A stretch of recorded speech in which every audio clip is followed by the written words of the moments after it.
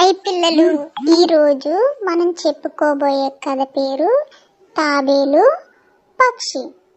గోదావరి నది ఒడ్డున ఉన్న చెట్టు నీడలో తాబేలు విశ్రాంతి తీసుకోవడానికి వచ్చింది.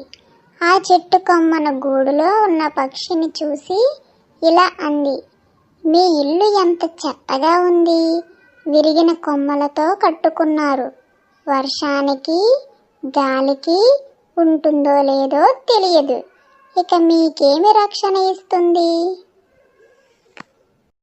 అంతకంటే దారుణమైనది ఏమిటంటే దానిని మీరే కష్టపడి నిర్మించుకోవాలి.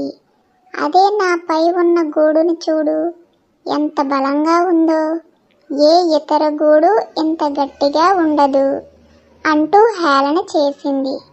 తాబేలు మాటలు విన్న పక్షి ఇలా చెప్పింది, నేను కట్టుకున్న గూడులో నాతో పాటు నా కుటుంబం మొత్తం ఉండడానికి చోటు ఉంది.